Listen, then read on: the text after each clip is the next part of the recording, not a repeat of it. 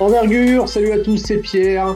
Aujourd'hui, on va parler de LaBaron Philon, le joueur d'Alabama. Pour ce faire, je suis avec Mathias et Titouan. Messieurs, comment allez-vous? Hello, ça va impec. Ça va très bien. Une réponse presque collégiale, c'était magnifique. Et sans musique et sans chanson, ça me fait aussi un peu de bien. Je ne vous cache pas, dédicace à mon Hugues préféré, évidemment. On va partir avec toi, Mathias, sur la présentation du joueur. Dis-nous qui est-il avec ce nom, pour le coup, assez Ouais, original. LaBaron Philon, mais je trouve que c'est plus drôle de le dire à la française. C'est vrai. Euh, du coup, c'est un guard qui fait 1m93 environ, très léger, il fait 80 kilos tout mouillé, qui jouait en high school à Link Academy l'année dernière, aux côtés de Trey Johnson, dont on avait déjà pu parler à Envergure, un joueur qui attend du top 10. Et qui jouait aussi à côté de Jasper Johnson, qu'on retrouvera l'année prochaine à Kentucky. Dans ce contexte-là, donc LaBaron Philon, c'était vraiment le point guard de l'équipe, le principal initiateur sur pick and roll avec Trey Johnson. Et il avait emmené son équipe jusqu'aux demi-finales du championnat national. Et ensuite, il avait décidé d'abord de jouer pour Auburn, pour son entrée en NCAA. Et puis finalement, il s'est rétracté. Il a choisi Alabama et Nate Oates. Et bien lui en a pris, puisque dès le début de saison, il a eu ses minutes et la confiance de son coach, malgré un calendrier très corsé pour Alabama, où on l'a très très vite vu faire de belles performances face à des grosses équipes comme Illinois ou Purdue, Creighton ou autres North Carolina. Ça marche. Cette année, ce jeune homme, donc ce freshman, on l'a peut-être pas spécifié, il est né en 2005. Il aura donc 18 ans le soir de la draft parce qu'il est de la fin de l'année, si je ne dis pas de bêtises. Il était à 10,6 points, 3,3 rebonds, 3,8 passes, le tout à 45% au tir, 31% et demi à 3 points, 76 au lancer franc. Et il y a un bon ratio assist turnover à 2,2 et 2,9 steals si on va dans les stats avancées, 25% d'assist aussi, et un assez joli 44% sur les tirs, les longs deux, qui sont à noter. Titouan, tu vas nous parler un petit peu du contexte d'Alabama. Comment ça a évolué cette année, cette équipe? Alors Alabama qui est donc pour ceux qui ne le savent pas dans la conférence SEC, donc une conférence relativement relevée quand même, et donc eux au sein de cette très bonne conférence ils ont fini troisième avec 28 victoires pour 9 défaites, et c'est une très bonne équipe coachée par le très bon Nate Oates, qui a un jeu réputé pour être très NBA-like, avec pas mal de spacing, de pick and roll, contrairement aux autres équipes qui mettent souvent l'accent sur un jeu au poste, qui s'appuie sur des intérieurs souvent expérimentés, etc. Là, on a une équipe qui est quand même relativement jeune. C'est une équipe qui a vu passer historiquement beaucoup enfin notamment récemment, de joueurs NBA. Je pense à Brandon Miller et Noah Clooney récemment. Un peu plus anciennement, il y a Herb Jones, Keon Ellis, et même en faisant mes recherches, j'avais oublié, mais un certain Colin Sexton qui était passé par Alabama également. Et donc cette année, enfin alors déjà depuis quelques années, c'est une des meilleures attaques du pays. Et ils l'ont confirmé encore cette année, puisqu'ils finissent premier au nombre de points par match et 11e offensive rating de toute la NCAA. Donc voilà, défensivement, c'est autre chose, on va dire. Mais cette année, c'est une équipe qui a gardé un socle très solide avec le petit Mark Sears, qui est le petit meneur, un scoreur sur gros volume, que vous pouvez garder dans un coin de votre tête pour du second tour à la draft, je pense. C'est un très bon ball handler. Bon, le problème, c'est qu'il fait 1m20. Ils ont conservé Grant Nelson aussi, connecteur polyvalent, assez intéressant, potentiellement que son nom pourrait être appelé à la draft au second tour. Donc voilà, ils ont gardé quelques joueurs très importants de la saison dernière. Et à ce noyau de joueurs, ils ont ajouté du 109 avec Youngblood. Voilà, je ne sais pas si vous l'avez vu, ce petit jeune mot bilingue, en provenance de South Florida, et surtout le petit mais excellent Aden Holloway d'Auburn. Et donc notre prospect du jour, LaBaron Philon, le freshman qui vient s'ajouter à une équipe du coup qui était déjà sérieuse. Et donc, c'est une équipe qui joue avec beaucoup de mouvements de balle, beaucoup de rotation des joueurs. C'est un jeu très collectif. Il y a que Mark Sears qui a plus de 25% d'usage. Sinon, derrière, il y a 7 joueurs qui ont un usage rate entre 17 et 22%. Donc, c'est beaucoup de passes, de mouvements. Tout le monde est responsabilisé. Il y a pas, en dehors de Mark Sears, il n'y a pas vraiment un go-to guy qui a 28, 29, 30% d'usage. Comme je disais, qui dit jeu très NBA-like, dit jeu très analytique, avec beaucoup de tirs à 3 points, de tirs près du cercle, de recherche de lancer franc. Donc en gros, on cherche les tirs les plus rentables du basket. Et donc dans tout ça, ce qui nous intéresse, c'est LaBaron Philon. Et dans tout ça, lui, il a un rôle de deuxième créateur derrière Mark Sears. Donc voilà, mais après, comme dit, peu de jeux individuels, donc c'est beaucoup de passing. On va en parler un peu du profil, mais c'est beaucoup de drive and kick. Donc voilà, mais j'aborderai le point fort de son profil que j'ai choisi de mettre en avant. Ça marche. Du coup, on va passer sur ce qui en fait un prospect NBA à vos yeux.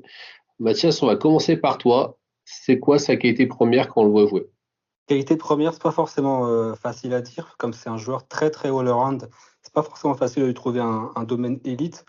On aurait pu parler de beaucoup de choses, de sa défense que j'aime beaucoup, mais moi je vais plutôt parler, comme Titan l'a un peu mentionné, mais de son côté passeur, playmaker. Fyron, c'est pas un passeur ou un créateur très flashy, ni impressionnant visuellement, mais très très efficace. Là, cette saison, il a 25% d'assists, ce qui est vraiment vraiment solide pour son âge et surtout pour l'utilisation qu'il a dans l'équipe, vu son usage rate qui est pas forcément très élevé, comme l'a dit Titouan, et surtout avec très peu de turnover en comparaison avec son nombre d'assists. Donc les chiffres sont très solides.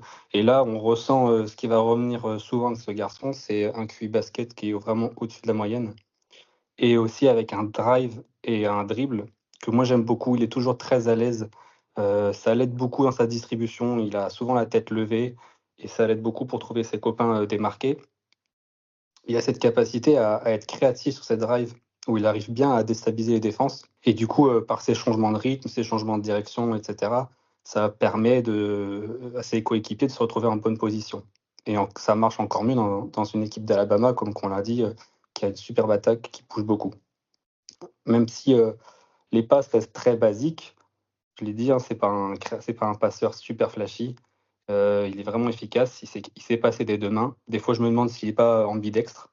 Que ce soit des passes à 2 mains, des passes en lob, en kick-out, il sait vraiment faire beaucoup de choses, dans ce domaine.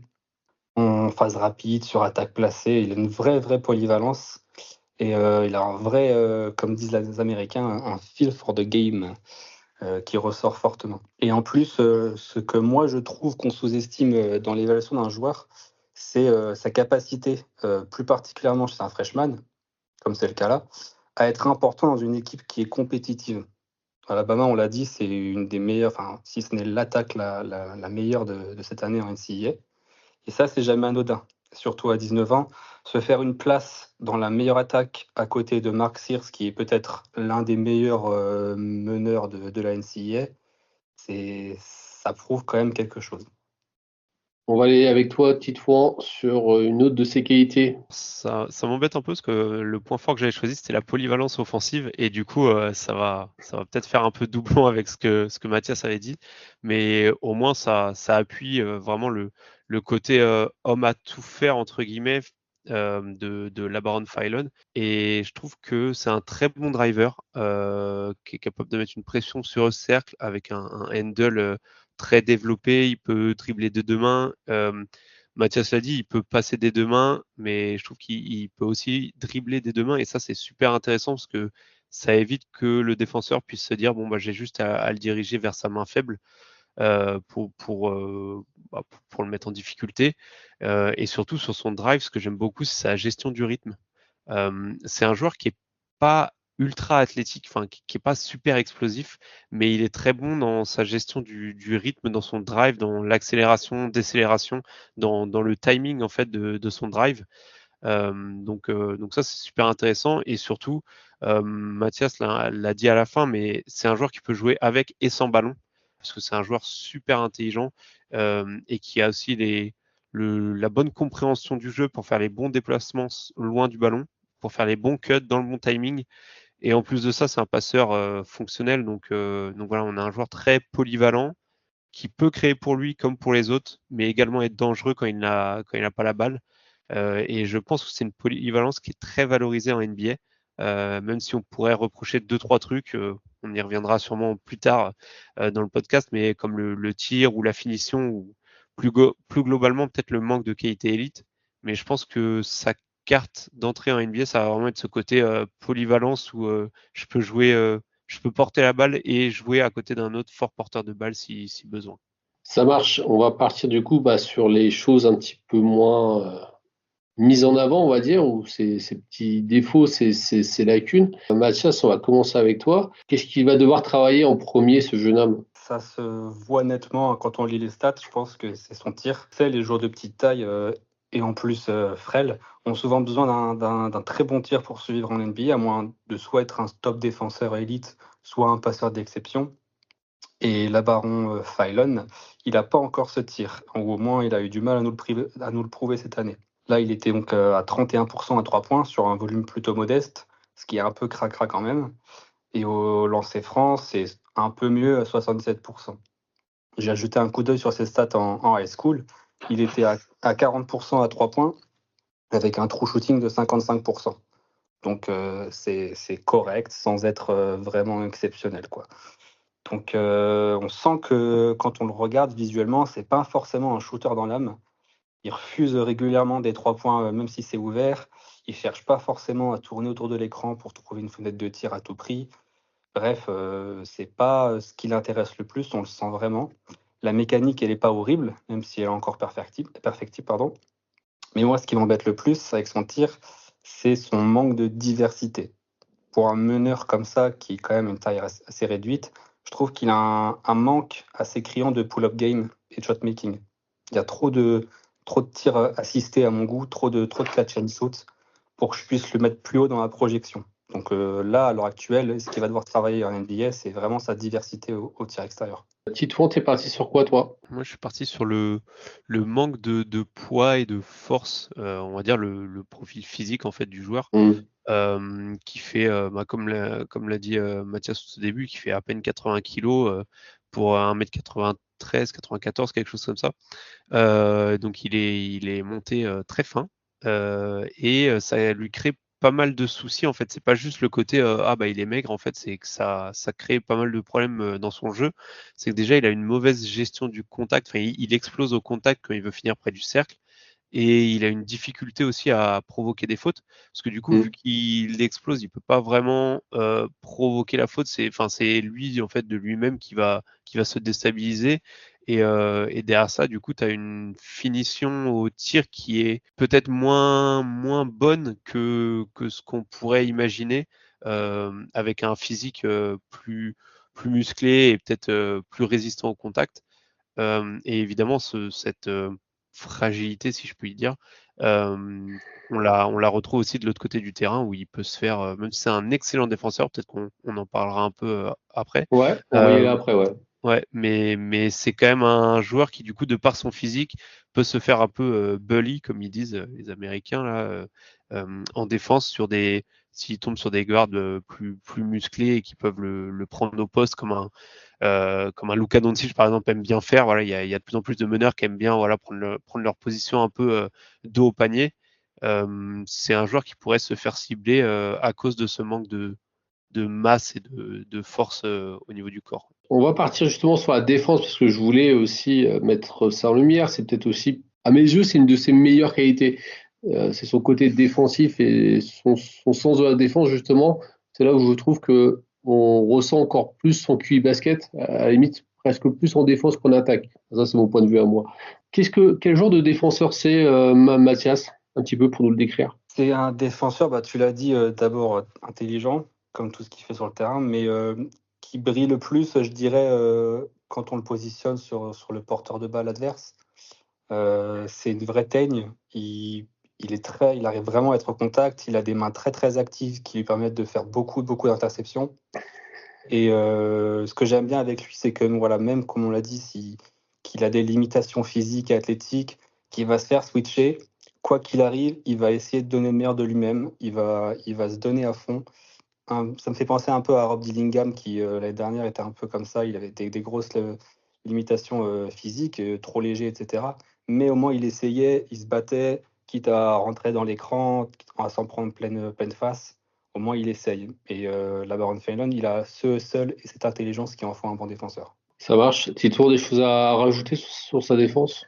Ouais, parce qu'au-delà du fait que ce soit un très bon défenseur du point d'attaque, c'est aussi un bon défenseur loin du ballon. Et en fait, c'est là où c'est surtout moi ce côté-là qui m'intéresse, parce que je pense que la défense loin du ballon est limite plus importante que la défense sur l'homme. Et je le trouve très mobile, très réactif au niveau des appuis. Et bon, pour le coup, comme l'a dit Mathias, c'est plutôt un bon navigateur d'écran. Et tu l'as dit en lançant le sujet de la défense, en fait, c'est son QI basket. Pour le coup, le joueur, on peut l'aimer, pas l'aimer, il peut y avoir des traits de son jeu qu'on préfère à d'autres. Je pense qu'il y a un aspect de son jeu où je pense que tout le monde est assez unanime, c'est vraiment sa compréhension du jeu et son QI basket on sent vraiment que le joueur est très cérébral euh, et que même s'il peut rater des shoots, qu'il peut se faire enfoncer à cause de son physique, c'est un joueur qui fait toujours les bons choix sur le terrain. Et comme tu l'as dit, en défense, c'est peut-être là où on le voit le plus, parce qu'il va pas trop gamble sur les interceptions. S'il sort pour une interception, c'est qu'il sait que c'est dans le bon timing et que ça va passer. Pareil pour les aides, pour les rotations. Donc ouais, sa défense au global est excellente et je dirais même sa défense loin du ballon, moi, que je trouve vraiment intéressante.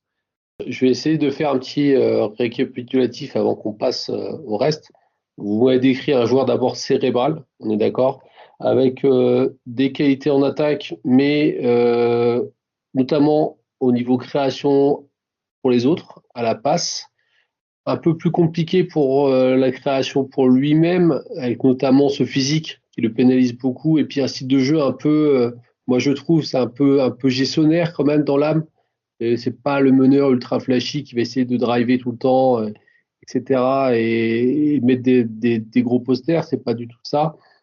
En défense, rien à dire, c'est un très très bon défenseur, soit sur l'homme ou à l'extérieur. Après, le gros point d'interrogation, et c'est là où moi j'achète beaucoup moins que vous, c'est par rapport au physique. C'est-à-dire qu'il a un physique vraiment de phasme et c'est difficile de pas le décrire autrement. Messieurs, on va partir donc du coup très vite sur les shade-off. Dans les shade-off, il vous fait penser à qui, Mathias? En début de saison, il me rappelait un peu Tyrese Maxey. Enfin, le Tyrese Maxey que je voyais à Kentucky, pas celui de Philly.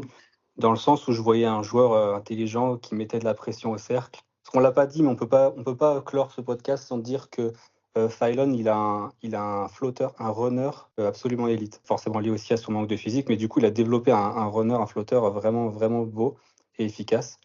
Et donc, du coup, voilà, je me faisais penser à Maxi un peu au début, qui galérait lui aussi un peu sur le tir en NCAA. Mais après, je me suis un peu calmé au fil de la saison. Et j'avoue que là, Titouan, il parlait de Derrick White juste avant, et plus j'y pense, et plus j'aime bien. Titouan. J'ai vraiment eu du mal à trouver une comparaison. Dans le rôle, je le vois comme un rôle de bon connecteur à terme dans une bonne équipe.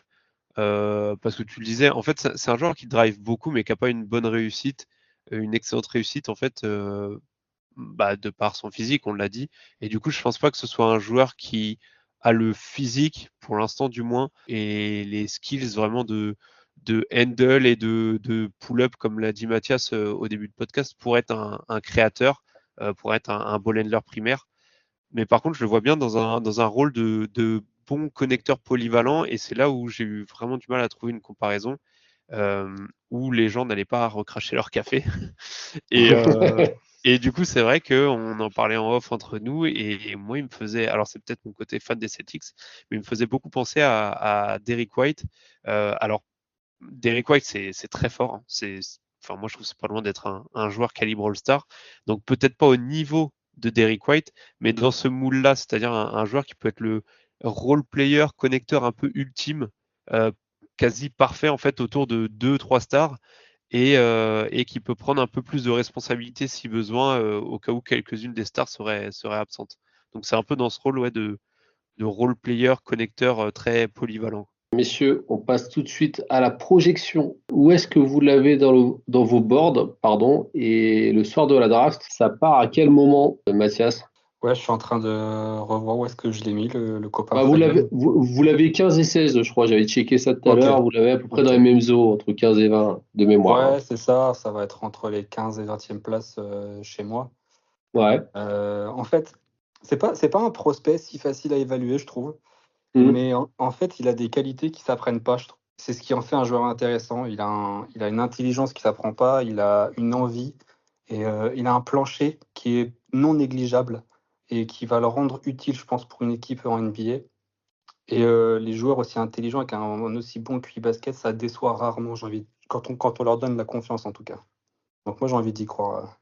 Alors, on y reviendra un petit peu sur si on y croit ou pas tout à l'heure avec la fameuse échelle de croyance, hein, instaurée par Titouan depuis quelques Ah, je la podcasts. connais pas, cette échelle. Ah, bah justement, ça va être une grande première pour toi, tu verras. Titouan, je me retourne vers toi. Du coup, au niveau de la projection, J'essaye déjà d'accepter le fait que Mathias, s'il connaît pas cette échelle, c'est-à-dire qu'il n'a pas encore écouté nos podcasts qu'on a sortis avec Hugues.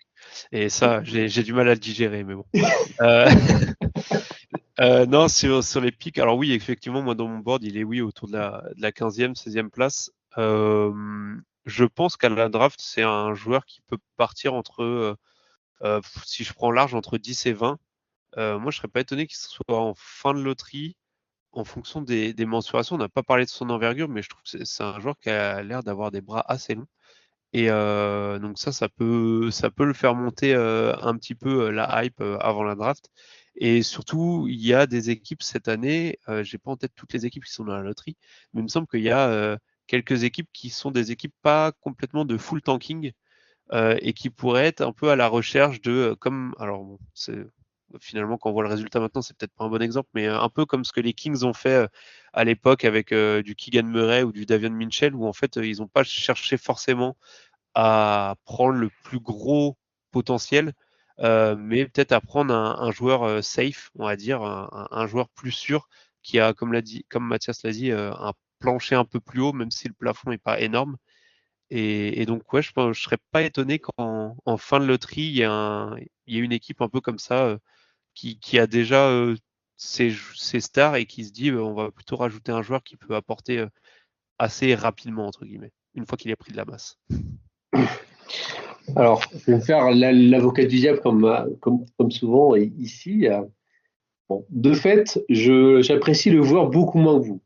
Ça, on en a parlé en off, on est d'accord sur ça. Même si je le trouve pas du tout dénué de qualité, moi, il y a deux trucs qui me font vraiment quand même très très peur. C'est un, le manque de qualité élite. Vous l'avez dit, c'est un joueur all-around qui fait tout très bien. Et c'est pas des profils, ça, généralement, qui marchent très bien à l'étage d'à côté, à l'étage du dessus, je veux dire. Donc ça me fait peur. Et le truc qui me fait vraiment encore plus peur, c'est son rapport poids, taille, puissance.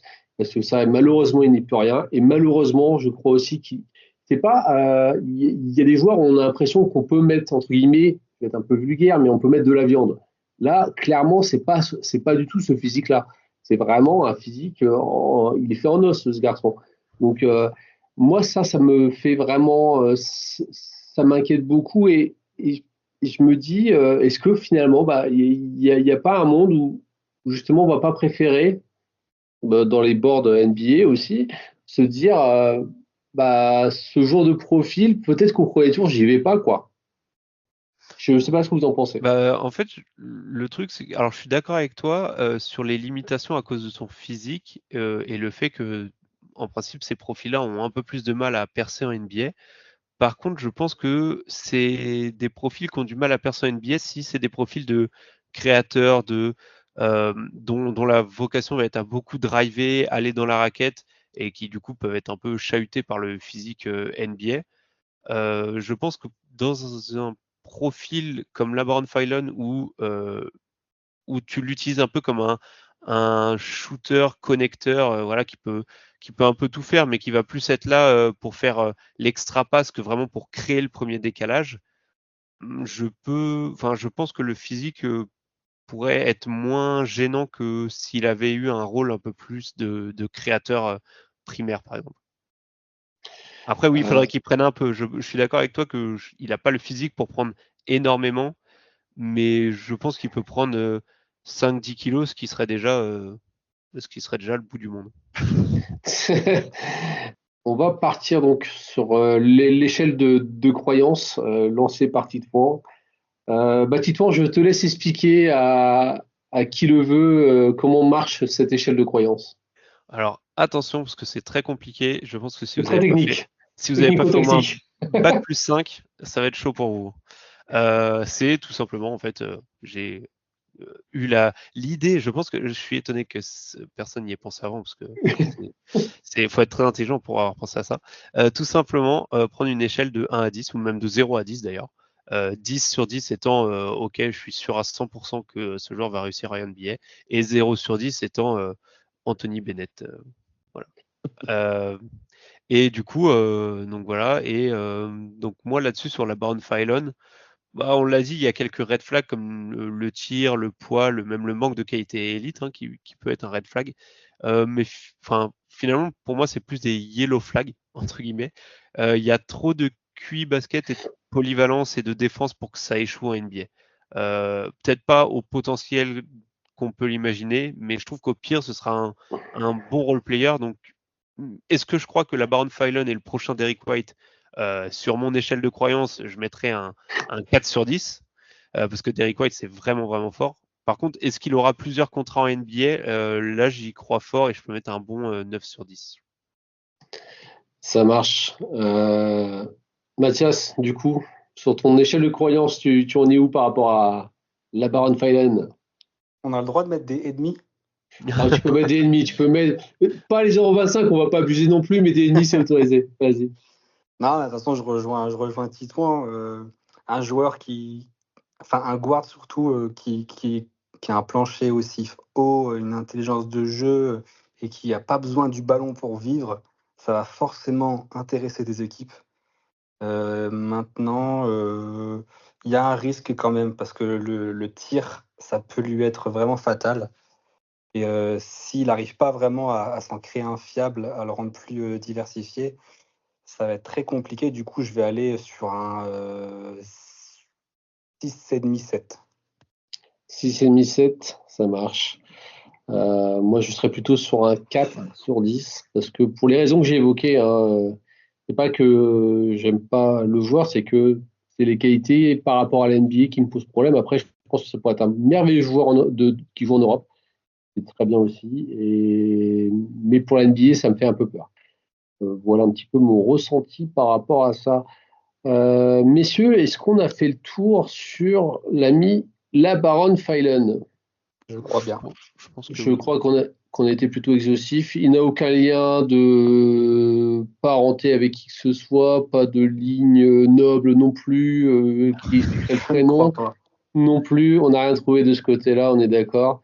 Eh bien, messieurs, ainsi va se finir ce podcast sur la Baronne Phylon. On se dit évidemment à très vite. N'oubliez pas de liker, de partager, d'en parler à vos amis pour briller en société, c'est très important.